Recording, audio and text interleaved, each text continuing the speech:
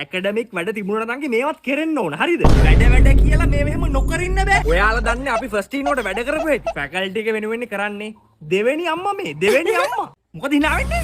වාට විහිළුවක්ද මේක? වාට මේක ජෝක් එකක්ද නංගි? මාව විහිළුවකට ගත්තද? මාව විහිළුවකට ගත්තද? අයියෝ මාව විහිළුවකට ගත්තට කමක් නෑනේ. පිස්සු කෙල්ල. අද මැටීරියල් සයන්ස් නේද තිබුණ කිව්වේ මං අපේ බැච් එකේ හොඳට ලියපු නෝට් එක හොයලා දෙන්නද? අනේ අතරේ දෙනවා. මම ලියලම දෙන්නද?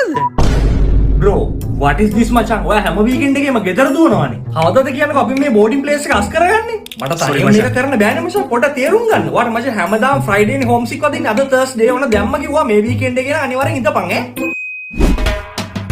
ඊ ඉත ලෙක්චර් කැන්සල්. මාරු කැන්සල්. ඉතින් පුළුවන් මේක අස් කරන්න පටන් ගන්න. දවස් තුනම දිනවනේ. අම්මේ මම ආයේ ගෙදර එනවා. කැම්පස් එකටත් ආවා. මම දැන් සාර්ථක මිනිස්සෙක්. I'm a big shot now. එල්සර්ලා කියපු විදිහට මෙහි එක්සෑම් නම් ඇස් වහගෙනවත් ලියලා පාස් වෙන්න පුළුවන් නේ. කැම්පස් එකෙන් අවුටර් ගම ලක්ෂ 2කටවත් ජොබ් එකකට යන්න ඕන. මාස 2කින් ගියක් හදන්න. තට්ටු 2 ගියක්. නෑ ඒක 3 ගියක් හදන්න. පට්ට වණ්ඩියක් බස්සන්න ඕන. සෙඩාන් එකක්. Matara පුංචිලට ඇඬේ.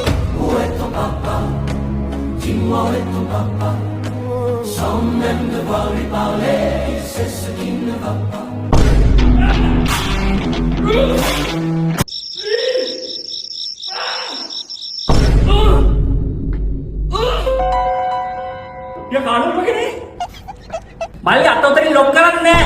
Kami dina kita form oil dex siang nih. Tahu usan nih. Ini kita macam tricep.